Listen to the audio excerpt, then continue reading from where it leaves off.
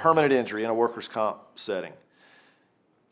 The usual method of recovering for permanent injury is what most people have heard about, and has to do with an impairment rating. And it's a formula where a person has gone back to work, but they're not 100%, and they've gotten assigned an impairment rating by their treating doctor. It could be, say a 5% to the back, or a 10% to the arm, or a 10% to the hand, or whatever it might be. In those situations, the person is entitled to what's called permanent partial disability benefits.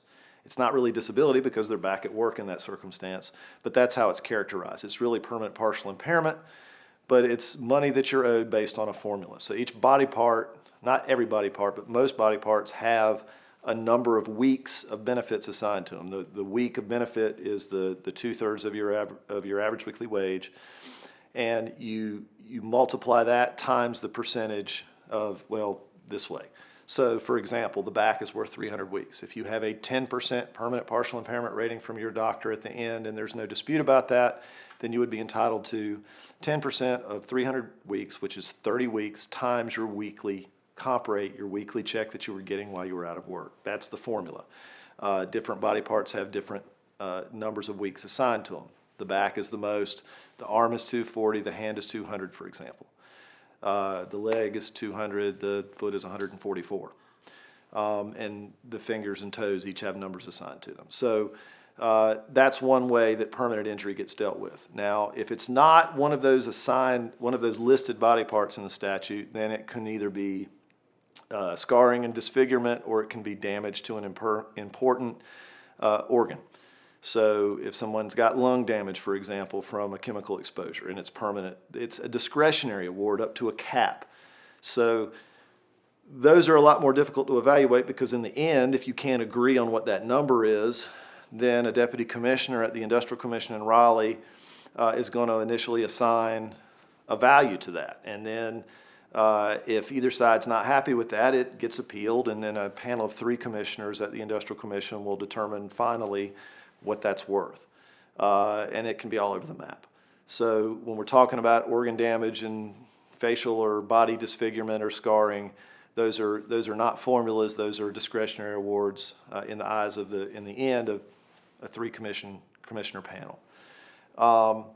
So what does that mean in terms of a workers' comp case? That's typically something that you're only going to get if you've gone back to work. If you're not able to go back to work, then you do not recover those benefits, because it's an either-or situation. You're going to continue to get a total disability check if you can't go back to work, and not the money for those permanent impairments.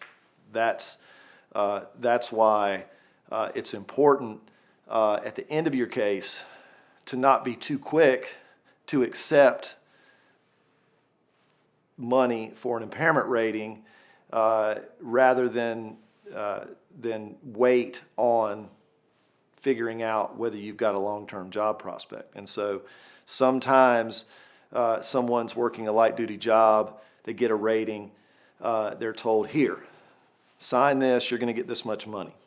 And they do, for a 15% rating to the back, for example, and they get that money. And then it gets approved, and they get that money, and then they lose their job. It is much more difficult at that point. And it turns out that really that job they were doing wasn't a real job, and their back is in such a state that they can't go back to work in the near future. And so they're going to lose out on those total disability benefits, because they've accepted that it was only the rating, the impairment rating, and not the total disability.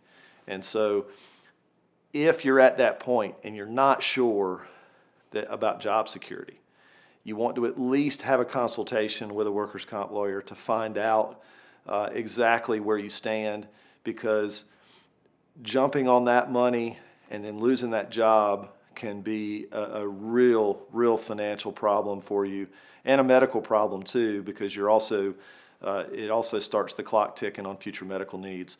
And so don't be in a hurry to take that money if you have any concern at all about your job security when you take it. If you have questions about your workers' comp injury or your injury on the job and would like to talk to a workers' comp specialist about it, I'm happy to sit down with you and talk about your case. Give us a call.